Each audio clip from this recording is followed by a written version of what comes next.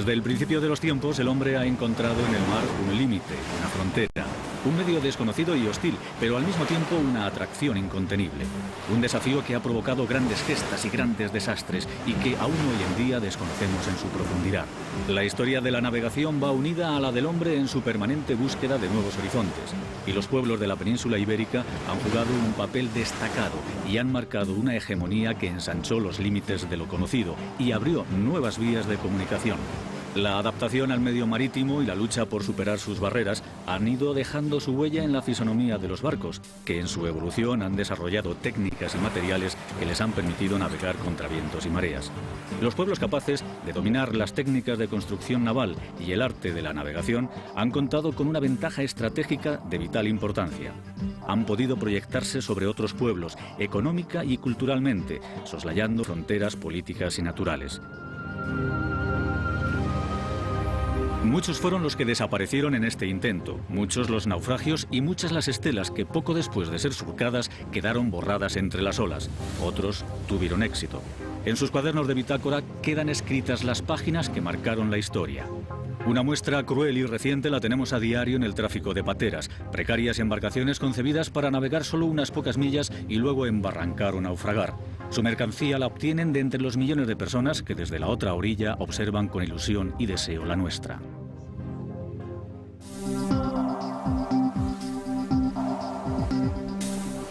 Navegamos rumbo al sur frente a la costa luminosa.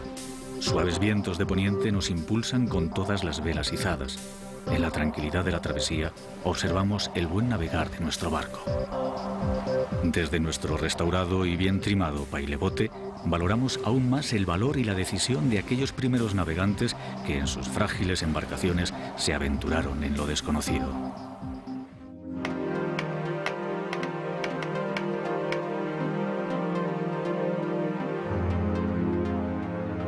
Las canoas talladas en un tronco o tejidas con juncos, las balsas de troncos o los botes cubiertos de pieles son las primeras embarcaciones de las que tenemos constancia. No quedan vestigios de tales naves porque los materiales de construcción naval se degradan con facilidad en el medio marino. Algunas representaciones del arte parietal nos muestran cómo desde tiempos muy lejanos la silueta de las naves impresionaba a los habitantes de la costa y en muchos casos fueron capaces de relacionar entre sí pueblos y culturas que de otro modo hubieran seguido ignorándose. La península ibérica ha tenido un papel protagonista en la historia de la navegación. Su situación geográfica la convierten en puerta de entrada y de salida entre el Océano Atlántico y el Mar Mediterráneo, en punto de unión entre África, Asia, América y Europa. Egipcios, libios, fenicios, tartesos, griegos, romanos, turcos, franceses e italianos, que junto a españoles y portugueses han navegado por las costas mediterráneas, extendiendo su hegemonía hasta donde llegaban sus naves, y han urdido con sus estelas el variopinto tapiz que hoy denominamos cultura mediterránea.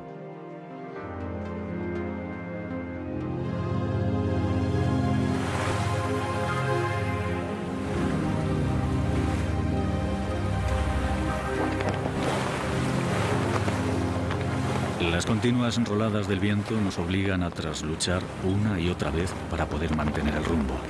La inmensidad del océano nos lleva a pensar que hoy en día apenas tenemos datos fiables de aquellos primeros navegantes y sus singladuras.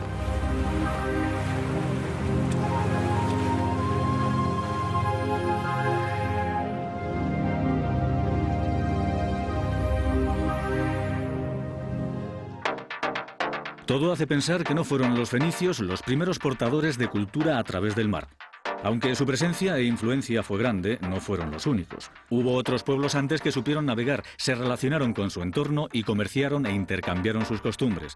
Las culturas megalíticas de los millares, el argar, el vaso campaniforme, constructores con grandes bloques de piedra, siguieron una ruta claramente marítima, con escalas en las islas mediterráneas. Malta, Sicilia, Cerdeña, Baleares, en sentido este-oeste hasta alcanzar los pueblos de la península que absorbieron rápidamente las técnicas de construcción naval y de navegación en torno a principios del tercer milenio antes de Cristo. Las naves más antiguas que podemos más o menos pergeñar son egipcias, aunque como es bien sabido los egipcios no eran especialmente hábiles, ¿no?, en la navegación por el mar. Tenían más que de sobra con el control del río, del gran río, ¿no?, del río Nilo.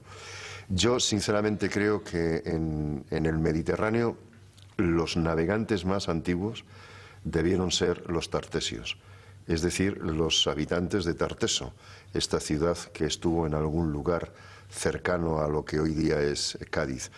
Pero las fuentes literarias son las que nos hablan de esas naves.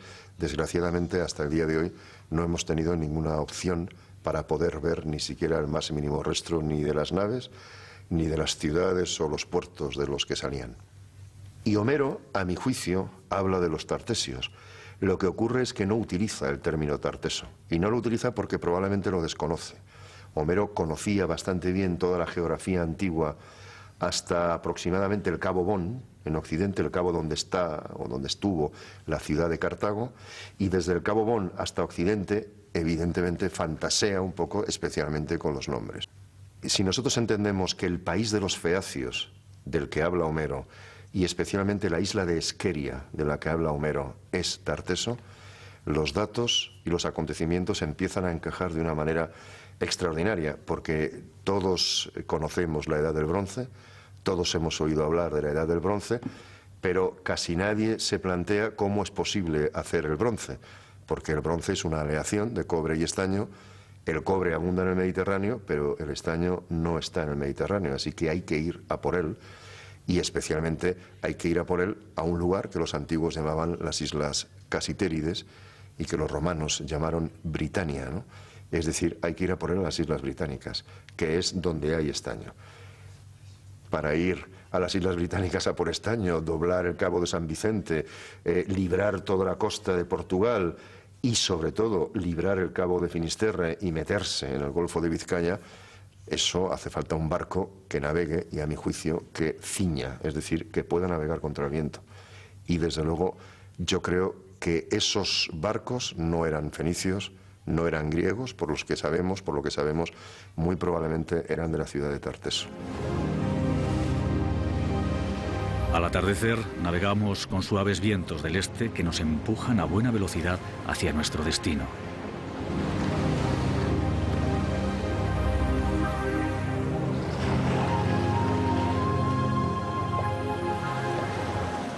Las naves de transporte, las naves mercantes, yo creo que fueron las que más experimentaron con las velas, las que tenían que navegar a alta mar, porque evidentemente ir costeando tiene un peligro terrible, sobre todo cuando el viento sopla hacia tierra, ¿no? Y la costa queda a sotavento, es decir, en el sitio donde el viento se va, de manera que con frecuencia debían afrontar navegaciones pues en alta mar, con una carta de navegación que ellos entendían bastante bien, que es el cielo. Por eso, de noche estoy convencido de que se navegaba incluso con más seguridad que de día, porque los griegos, cuando miraban al cielo, veían un cosmos, un orden, ¿no? Y ahí veían un centauro, y ahí un escorpión, y ahí una osa, no lo que nosotros vemos, que es un caos, ¿no?, de estrellas que no sabemos dónde estamos, ¿no? Entonces, esas naves probablemente se propulsaban más con la vela que con los remos. En todo caso, algunas naves del tipo de las pentecónteros, ¿no?, que son las que utilizaban los de Focea, que hablábamos antes, que fundaron Marsella, debían estar a medio camino entre las redondas y las alargadas trirremes, las que luego los romanos llamaron las naues longae, o sea, las naves largas, ¿no? Esos pentecónteros tenían 50 remos, ¿no?, como dice su nombre, 25 a cada banda, y debían llevar velas probablemente pues de más metros cuadrados que las naves de guerra. Estamos ante el primer arquetipo de nave mediterránea, propulsada a vela con un solo mástil y velas cuadras, apta solo para los vientos portantes y también a remo, fácil de maniobrar y capaz de remontar el curso de algunos ríos y estuarios por su poco calado.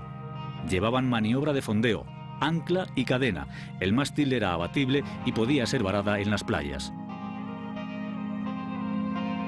Que los fenicios controlaban la navegación en el Mediterráneo es un hecho, pero parece cada vez más claro también que sus navegaciones fueron bastante más allá. Heródoto nos cuenta un hecho asombroso, y es que en el siglo VI a.C., por encargo de un faraón egipcio, Necao o Neco, depende de las fuentes, pues encargó a unos fenicios el trabajo de intentar demostrar que África era una isla. Esa nave, según nos cuenta Heródoto, la nave fenicia salió del Mar Rojo y circunnavegó África en un sentido este-oeste, es decir, que libró el Cabo de Buena Esperanza hacia el oeste para volver a penetrar por el Estrecho de Gibraltar hasta Egipto, por el Mediterráneo. Heródoto no se lo cree. Heródoto dice que hay una cosa que demuestra que mienten los fenicios. Y lo que demuestra que mienten es que uno de los fenicios anota que cuando están librando el Cabo de Buena Esperanza, lo que hoy día llamamos el Cabo de Buena Esperanza, el sol está a la derecha. Una observación que a Heródoto le parece imposible, como a cualquier persona que viva en el hemisferio norte. Cuando el fenicio dice que el sol está a la derecha, no es que se haya mareado navegando, sino que efectivamente dice lo que ve, puesto que en el hemisferio sur, en una tierra redonda, por debajo del Ecuador, navegando hacia el oeste, el sol está a la derecha, lo que demuestra palpablemente que los fenicios decían la verdad.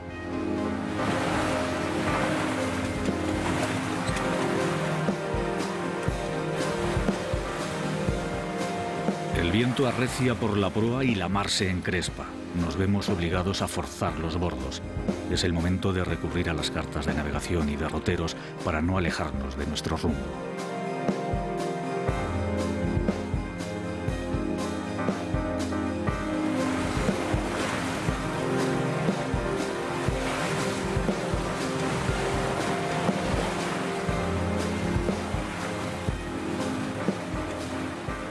La pérdida de la información de la Biblioteca de Alejandría y de las bibliotecas de Cartago es una pérdida que nos cuesta pues prácticamente 1000 y pico años recuperarla.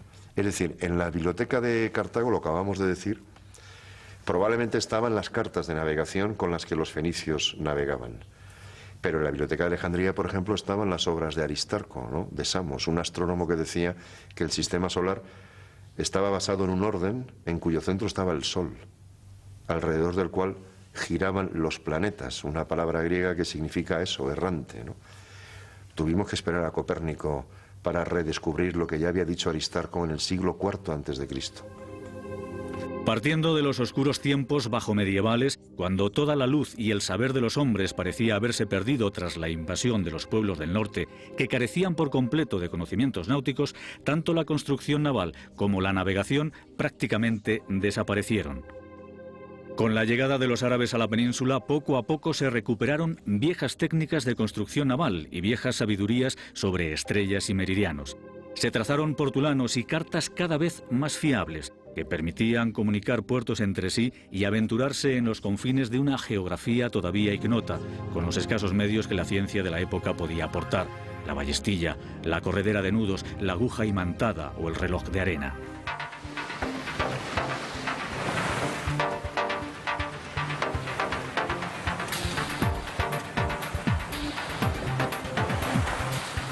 Hoy en día disponemos de instrumentos muy avanzados para conocer nuestra situación y determinar el rumbo, pero una vez más no podemos dejar de admirar a los que con medios muy rudimentarios consiguieron abrir nuevas rutas y marcaron con sus estelas las vías hacia lejanos territorios.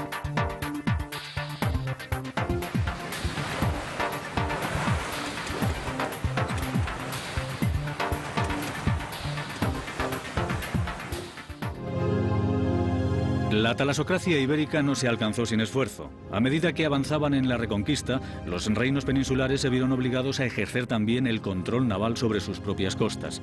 Abierta hacia el Atlántico, Castilla se introdujo en los espacios comerciales entre el Cantábrico y el Mar del Norte en competencia con las ligas hanseáticas, agrupaciones de armadores bálticos que organizaban las expediciones comerciales conjuntamente, y las incipientes flotas flamenca e inglesa.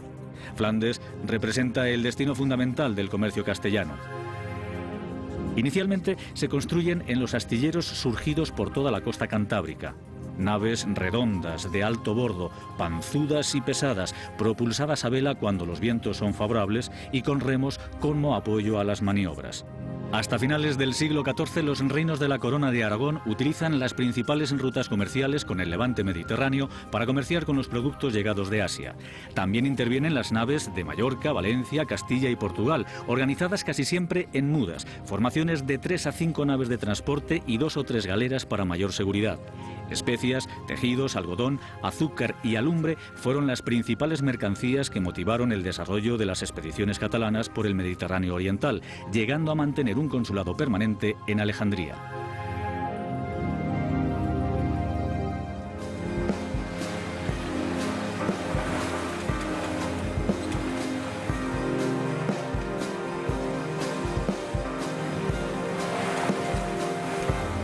Con todo el aparejo izado, nuestro viejo pailebote ciñe con buen viento de través y nos deja sentir el placer de la navegación.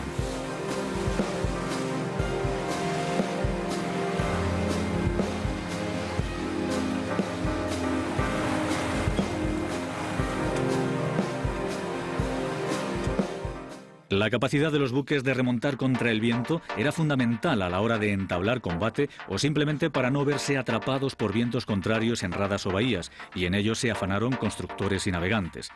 Las atarazanas, ubicadas a lo largo de la costa, en Barcelona, Tarragona, Sagunto, Denia, Cartagena y Almería, trabajan a pleno rendimiento incorporando todos los conocimientos adquiridos en sus singladuras y con el objetivo de superar a turcos, venecianos y genoveses en la competencia por las mercancías del Oriente.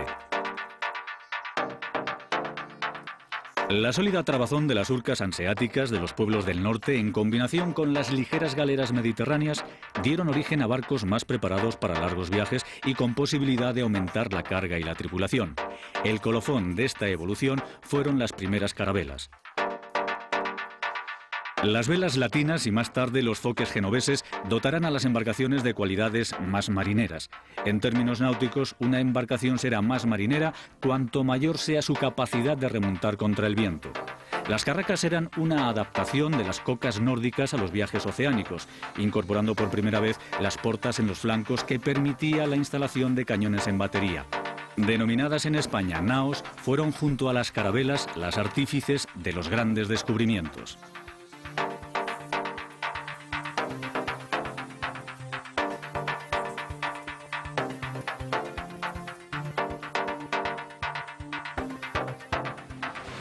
Listas las naos y carabelas hispano-portuguesas y puestos a su servicio los más valientes y esforzados navegantes que ambas naciones pudieron criar, las singladuras se sucedieron como queriendo tejer la esfera del mundo con su trama y urdimbre, en el periodo portentoso que va desde que se dobló por primera vez el Cabo de las Tormentas hasta que la nao Victoria culminó la primera circunnavegación.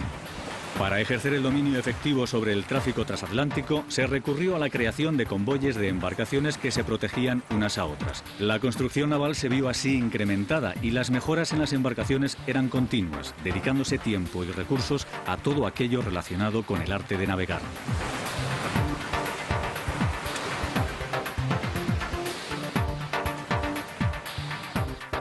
Las expediciones de exploración y conquista de las costas atlánticas procedentes de la península ibérica se suceden con rapidez desde el principio del siglo XV. Después de la conquista de Ceuta por Juan I de Portugal en 1415, fue el príncipe Enrique el Navegante quien impulsó y dotó de medios técnicos y humanos la exploración marítima del Atlántico africano. Continuas travesías fueron sembrando las costas africanas de pequeñas bases lusitanas que aprovisionaban a las sucesivas expediciones. En 1483, Diogo Cao ya había descubierto el río Congo y llegó hasta el sur de Namibia. En 1487, Bartolomé Díaz llegó hasta el extremo sur del continente, que bautizó como Cabo de las Tormentas, rebautizado por el rey Juan II con el más comercial nombre de Cabo de Buena Esperanza. En agosto de 1492, Cristóbal Colón zarpó del puerto de Palos con solo 3 naves, 2 carabelas, la Pinta y la Niña, y una nao de mayor tonelaje, la Santa María. Tras una escala en las Islas Canarias, donde se efectuaron algunos cambios en el timón de la Pinta y en la jarcia de la Niña, se añadió un mástil y se pasó de velas latinas a cuadras, más aptas para los vientos portantes de los alisios. En octubre, arribó a una de las islas del archipiélago de las Bahamas, seguramente San Salvador. Más adelante realizó otros 3 viajes. Falleció enfermo y olvidado en 1506. En el Atlántico, el barco no tiene que ser tan ceñidor. pero eso son más de velas cuadras, son otros aparejos. Eso recuerda que los barcos mediterráneos, llegó un momento y llevaban remos. Cuando no había viento, el viento era en contra, tiraban de remeros. Cuando los barcos eran pequeños, por eso nace la vela latina, es mediterránea. ¿Por qué? Porque ciñe. Y son barcos teñidos, necesitas ceñir. En el Atlántico no hace falta ceñir. Llegabas igual a todos lados. El Mediterráneo, sin embargo, era obligado a ceñir. De hecho, la embarcación de nuestro almirante, don Cristóbal Colón, la que él quería más era la Niña. Y la Niña tenía un aparejo latino para navegar por el Mediterráneo. Y cuando llegaba a Canarias, cambiaban de aparejo y con velas cuadras cruzaba el Atlántico. Y muchas veces, porque él usó la Niña en 3 ocasiones de vuelta de América para aquí. Y porque se enamoró de ese barco. Entonces, en América ya salían con vela latina para ceñir el Atlántico Norte y volver hacia nosotros. La división meridiana del mundo, firmada por el Papa Alejandro VI en su bula Inter Caetera en 1493, modificada luego en el Tratado de Tordesillas en 1494, dio lugar al reparto de las rutas marítimas entre los 2 reinos ibéricos a partes iguales, España y Portugal. Y esto era algo que ni Francia, ni Inglaterra, ni Holanda podían aceptar.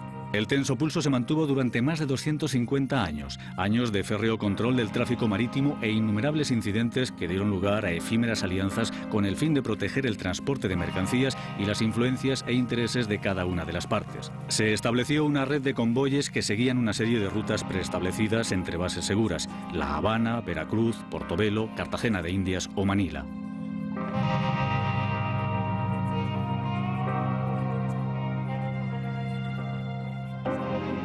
Núñez de Balboa, en 1512, confirmó la existencia de un nuevo océano, el Pacífico, que se interponía entre las nuevas tierras descubiertas y las verdaderas costas de Asia. Este inesperado hallazgo dio lugar a 2 líneas diferenciadas de actuación. Por un lado, la exploración y conquista de los inmensos territorios recién descubiertos, cartografiados por Juan de la Cosa. Por otro, se abrió la exploración del nuevo espacio oceánico y el enlace, esta vez en real, con las tierras del Oriente Asiático. Pero faltaba encontrar el paso que permitiera a las naves comunicar entre ambos océanos. Los Cabot lo intentaron por el noroeste, pero fue Hernando de Magallanes quien, al mando de 5 naves sufragadas por la corona española, se hizo a la mar en septiembre de 1519, convencido de la existencia de un paso austral que comunicaba el Atlántico con el Pacífico. Magallanes tenía una intuición muy clara de que era necesario o la posibilidad de llegar a las Indias a través de un camino distinto del de los portugueses habitual, que era a través del Cabo de Buena Esperanza, subiendo por el Océano Índico, etcétera, etcétera. Había que abrir otra ruta. Y él intuyó clarísimamente que tenía que haber un paso desconocido a la sazón, precisamente en la parte sur del continente americano. Elcano siempre le apoyó en ese aspecto. Dijo, estrecho tiene que haber. El mar no es un espacio estanco que de repente se corta, tiene que haber un espacio por el que atravesar. Ahora, había que saber cuál era ese espacio, que fue lo que acertó Magallanes. Ahí, la intuición de Magallanes es indiscutible. Magallanes cometió un desacierto, y es que no tuvo en cuenta la importancia y la crudeza del invierno austral. Y verdaderamente, cuando bajaron por la costa de Brasil y llegaron a la Patagonia, la situación era insostenible. Los fríos increíbles, sin alimentación, y efectivamente es cuando se produce el famoso motín. Motín que Magallanes, con gran acierto, supo cortar rápidamente, lo cortó. Pero claro, los paisanos se ayudan unos a otros, ¿no? Y había un tal Ezpeleta que tenía mucho ascendiente con Magallanes, que le dijo, mira, no te trae cuenta matar a Elcano, que es muy buen navegante y nos puede hacer falta. Y por eso salvó la vida Elcano, porque era muy buen navegante. Y cuando logra llegar a las islas de Filipinas y toda esa zona, Cebú, etcétera, etcétera, Magallanes estaba obsesionado de que, como iba en nombre de Carlos V, todos los tenían que estar sometidos. Desplegaba velas, entraba lanzando cañonazos, cometió la imprudencia de bajar nada menos que con 15 hombres, disparando arcabucazos, pero no sirvió de nada, porque lo rodearon 3.000 y lo mataron allí, ¿no? Pero fue un poco por orgullo, y eso es lo que hizo que al final acabara siendo Elcano, impensablemente, el capitán de la expedición. Y además dijo una cosa un poco muy propia de un aldeano vasco, dice, vamos a ver si esto de que el mundo es redondo es verdad. Y vamos a ver si es verdad, ¿no? Y se mete en la increíble aventura de recorrer, de dar la vuelta al mundo atravesando la India, el Océano Índico, toda la costa occidental de África, que era una aventura muy peligrosa porque estaba dominada por los portugueses, celosísimos de que esa era la ruta de los portugueses y que por allí no podía pasar nadie que no fuera portugués. Y además para él era un mar desconocido, ahí donde mostró su talento excepcional de lograr, fíjate, tardó 5 meses en llegar a las islas de Cabo Verde, desde allí, ¿no? Una aventura tremenda. Juan Sebastián Elcano, al mando de la única nave superviviente, la nao Victoria, culminó la gesta, alcanzando en septiembre de 1522 las costas de Andalucía.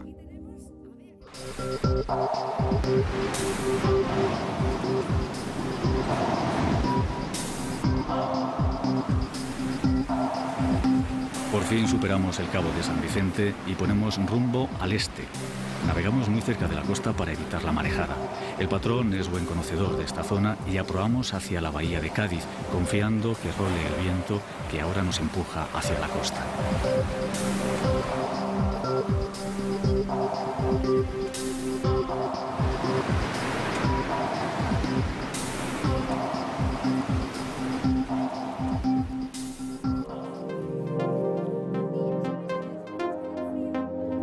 El galeón fue una embarcación armada para la guerra, con 2 mástiles de velas cuadras, una mesana con latina y cebadera bajo el bauprés. Galeones fueron los que monopolizaron el tráfico marítimo entre América y Sevilla, sin olvidar el galeón de Manila, que regularmente llegaba al puerto de Acapulco con los productos lejanos de Asia. Básicamente, una nave consta de 3 partes.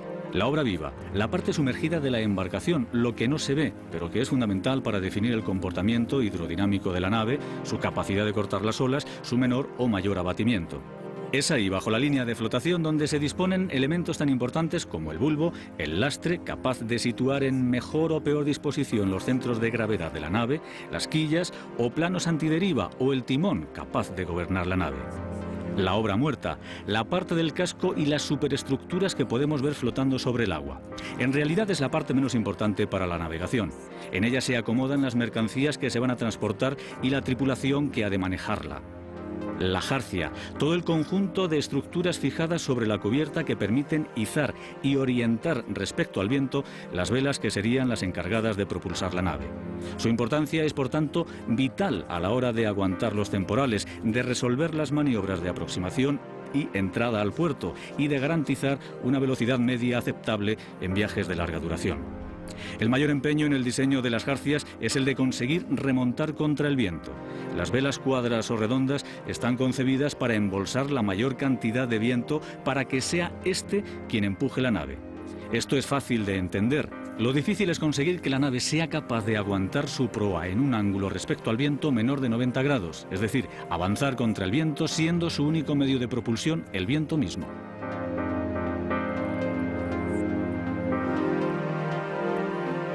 La galera es la embarcación mediterránea por excelencia, heredera de las trirremes romanas, unía a sus condiciones marineras y a su ligereza una total autonomía a la hora de propulsarse, apta solo para vientos portantes, y sus remos, servidos normalmente por forzados, garantizando así la seguridad al entrar y salir de puerto, y el movimiento cuando no había viento o este era contrario.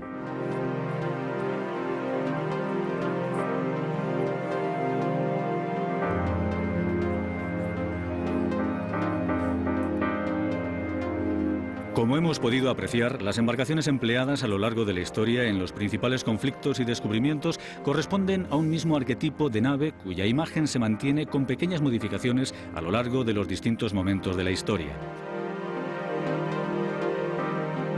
Los grandes navíos de línea unían a la gran capacidad de carga y potencia de fuego una gran maniobrabilidad que les permitía evolucionar con ligereza en el frente de batalla. Este tipo de barcos cambió el concepto de batalla naval, llevándola del enfrentamiento entre 2 cuerpos de infantería transportados en el barco al real enfrentamiento entre naves que forman parte de una flota, alcanzando en este momento la máxima importancia la maniobrabilidad tanto en las jarcias empleadas como la pericia y entrenamiento de la tripulación.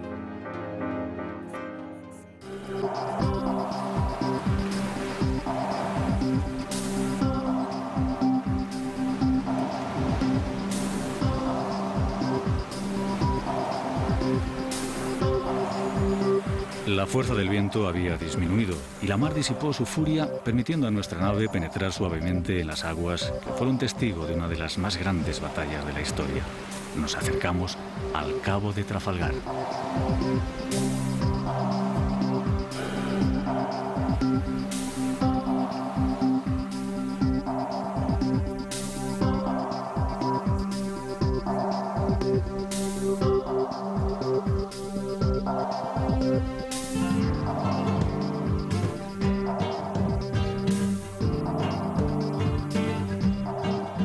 Napoleón tiene un gran problema en Europa y ese problema se llama Inglaterra. Inglaterra domina en cierto sentido los mares, que duda cabe, y Napoleón, que pretende el dominio de luego de Europa y posiblemente del mundo, pues se plantea invadir las islas británicas para dominarlas. No había otra manera de hacerse con Inglaterra, evidentemente, es una isla. En colaboración con España, el emperador envió una escuadra combinada a América para atraer a aquel escenario a la flota británica. Logrado esto, ese grupo naval debía regresar rápidamente a Europa para unirse al resto de los buques franceses, embarcar al ejército y pasar al otro lado del Canal de la Mancha, aprovechando la superioridad que la lejanía de la flota británica otorgaría a la flota aliada. El plan no funcionó porque la flota franco-española fue detectada a su regreso e interceptados a la altura de Finisterre por el almirante Calder. Mal mandados por Villeneuve, fueron derrotados el 22 de julio de 1805. Intimidado, renunció a levantar el bloqueo sobre Brest y puso proa a Cádiz, donde esperaba recomponer y reforzar su flota. El enfrentamiento entre ambas flotas era ya inevitable, como la destitución del almirante francés, quien, sabiéndolo, optó por lanzarse a la lucha para reivindicarse ante Napoleón.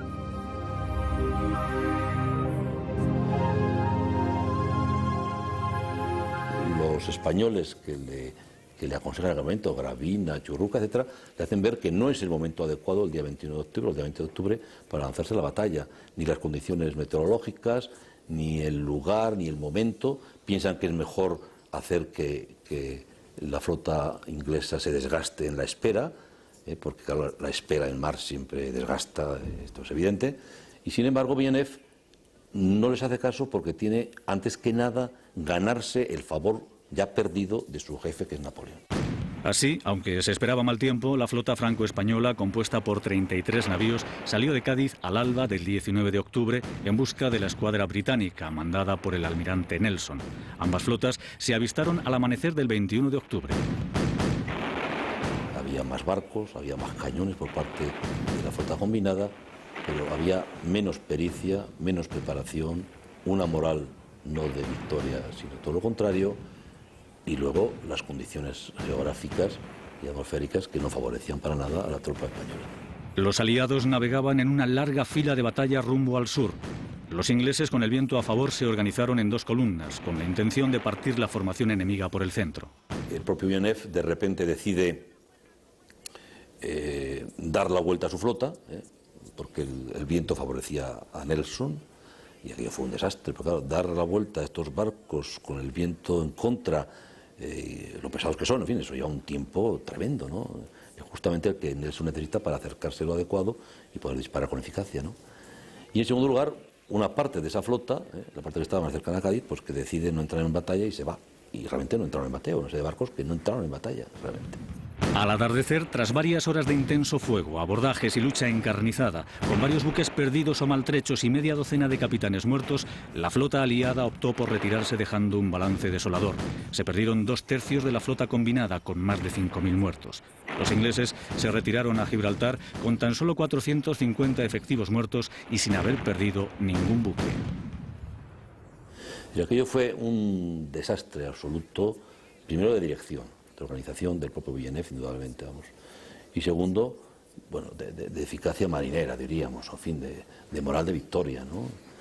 Lo tremendo fue que, claro, allí murieron muchos, murieron nuestros mejores marinos, y moriría como consecuencia de aquello el propio Nelson. El destino quiso que fuera el Cabo de Trafalgar el testigo más cercano de los dramáticos hechos que cerraron definitivamente el ciclo más brillante de la historia de nuestra navegación.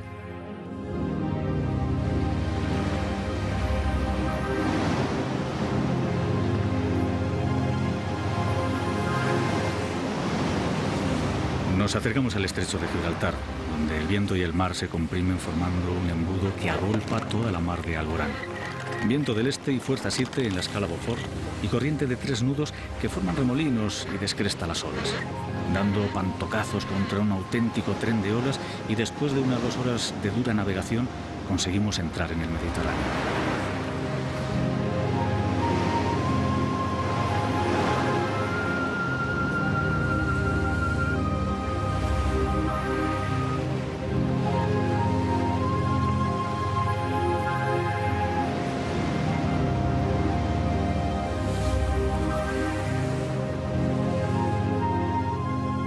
Poco después de Trafalgar, Fulton experimentó con éxito la rueda de paletas aplicada a una embarcación. En muy pocos años, los barcos de vapor apenas conservan vestigios de la vela.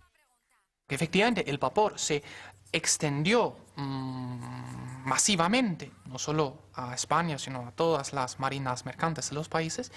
También es cierto que el vapor en sí guardaba una serie de desventajas que hacían que los barcos de vela podían seguir navegando o cubriendo determinadas rutas de manera continuada hasta muy entrado en el siglo XX. Con la invención de los motores de combustión interna, toda una serie de inventos nos llevaron a la época de la navegación autopropulsada.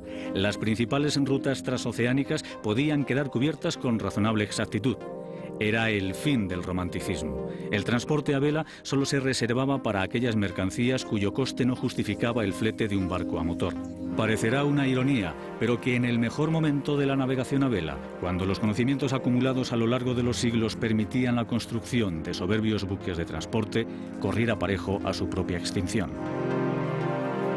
Mientras tanto, España pierde todas sus colonias americanas, excepto Cuba y Santo Domingo. Un nuevo orden relegó a España y a Portugal a un nuevo rango que ambas se negaron a aceptar. El último golpe no nos lo dio ninguno de nuestros enemigos ancestrales, sino una potencia emergente, Estados Unidos. El hundimiento del Maine en 1898 y la consiguiente respuesta americana, que destruyó al completo la obsoleta flota española, significó el inicio de su hegemonía hasta nuestros días. La pérdida definitiva de todas nuestras colonias nos dio a los españoles la oportunidad de enfrentarnos a nuestros auténticos problemas internos. La pérdida de las colonias españolas supuso un verdadero revés para la marina mercante española, porque claro, ya el monopolio económico jurídicamente protegido en estos sitios se había perdido. No obstante, también, pues evidentemente, pues España también entró en una especie de crisis que llegó más allá de la mera pérdida de esas colonias. Una crisis que conllevó pues a diversos efectos. Uno de estos efectos ciertamente importantes pues, fue la fuga de capital, la pérdida de confianza en el mercado español y la concentración de toda la actividad marítima a cubrir las necesidades comerciales de cabotaje local, regional, aquí en la propia península.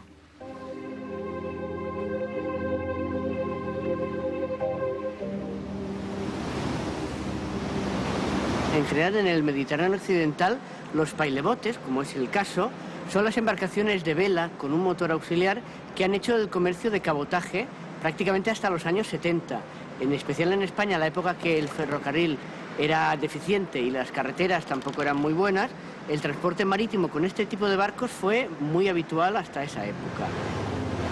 Y en el año 1997 salió la oportunidad, fue una suerte, salió la oportunidad de disponer de una embarcación, de hacernos con una embarcación histórica y restaurarla. Y se trataba del Sairemar I, que ahora se conoce como Santa Eulalia, que era una embarcación de trabajos portuarios, una embarcación auxiliar, pero que nosotros descubrimos que debajo era el casco de un antiguo velero.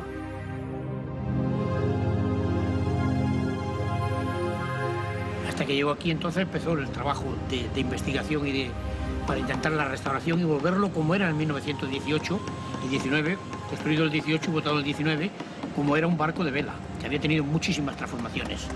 Había navegado como barco motovelero con 2 palos, había navegado solamente a motor, como últimamente, en los últimos años, y había, bueno, el casco sí que mantenía la forma, pero lo que era cubierta y todo, no existía absolutamente nada de lo que pretendía el museo que debía ser ese barco.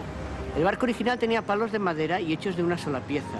Hoy en día eso es difícil, se tiende a construir o palos hechos a piezas o incluso palos metálicos y combinaciones mixtas, palos metálicos forrados de madera, etcétera, etcétera.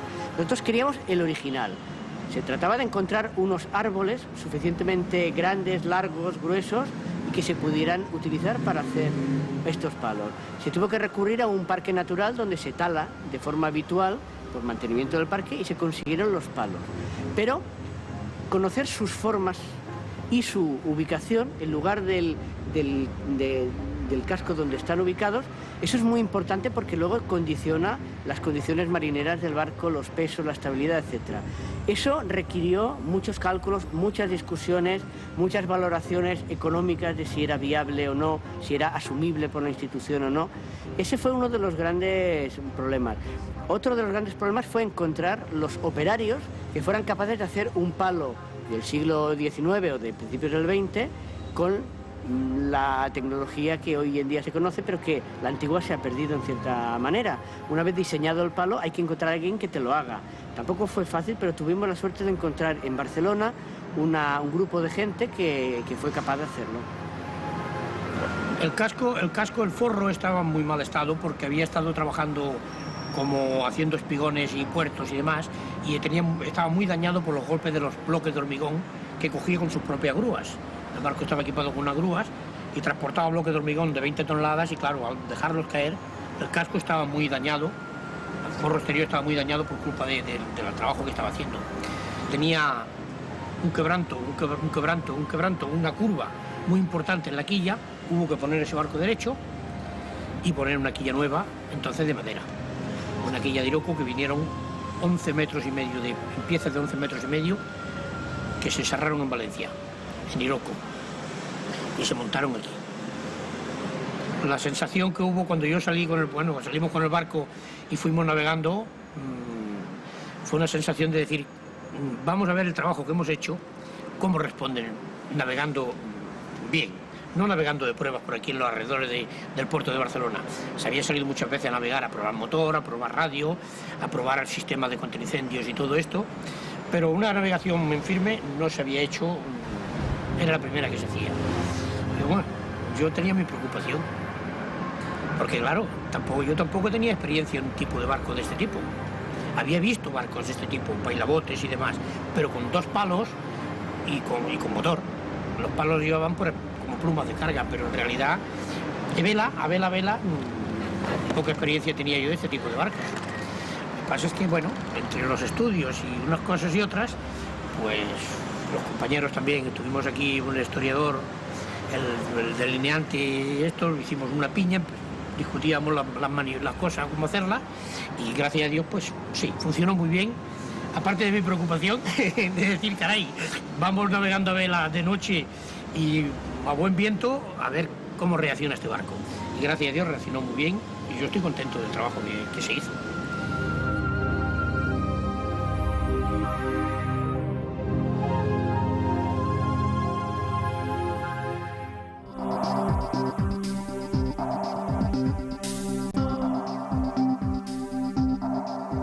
La construcción naval española se orientó a los nuevos buques autopropulsados, bien para la marina de guerra, bien para el transporte de mercancías o pasaje, quedando la construcción de buques de vela relegada a los pequeños astilleros locales y destinados al tráfico de cabotaje.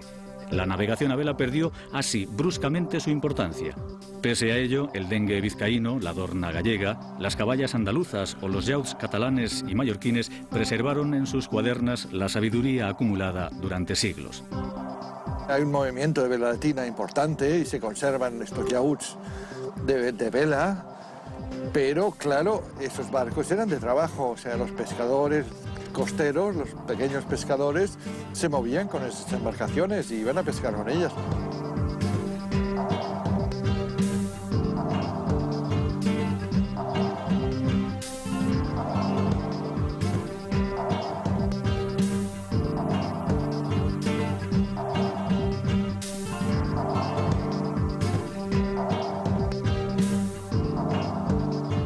Trasladémonos al año 1846.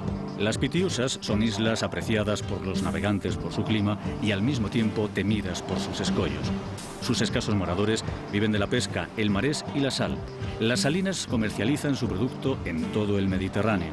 Los tiempos de Isabel II son duros para los salineros. Los grandes buques mercantes se dedican al comercio ultramarino y la sal es transportada a la península a bordo de veleros de cabotaje, pero el traslado es lento e inseguro. La sal era básica, era para conservación de alimentos, para conservación de la pesca, para la vida, era básica. Entonces, refiriéndote, evidentemente, en Torrevieja habrían grandes salinas y en Cataluña también, pero cuando hablamos del asunto de la ruta de la sal, el problema fue que era un asedio de los ejércitos carlistas que tenían esas salinas en su poder. Y por eso la sal tuvo que traerse a la vela desde Ibiza y Formentera. En recuerdo de los buques que realizaban el tráfico salinero entre Torrevieja y las Pitiusas con Barcelona, se celebra cada año la Ruta de la Sal, que si bien rinde homenaje a un tipo de barco y de navegación ya extinguido, representa al mismo tiempo el auge y popularidad de una nueva forma de navegación a vela, la navegación de recreo, bien sea de crucero o de regata.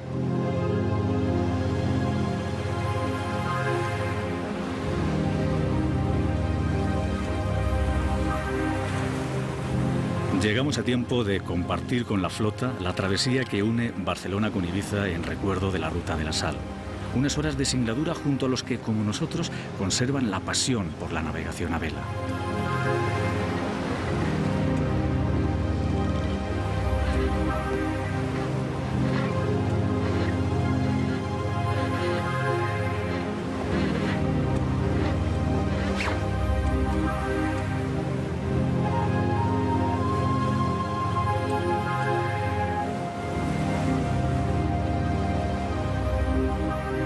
O sea, Isla Positana es un pailabote, es un barco histórico.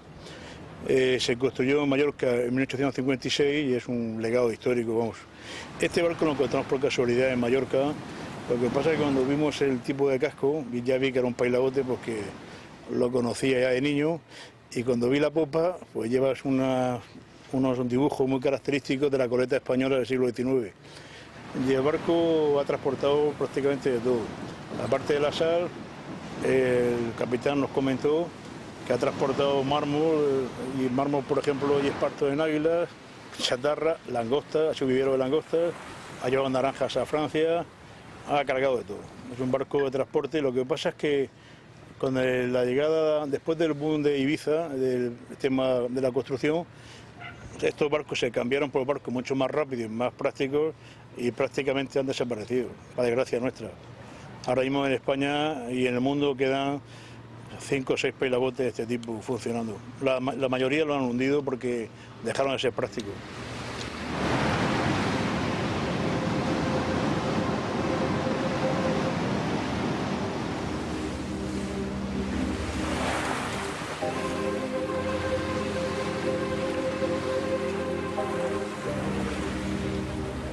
Entre sueños había oído el tensar de las drizas y el silbido del viento contra el mástil.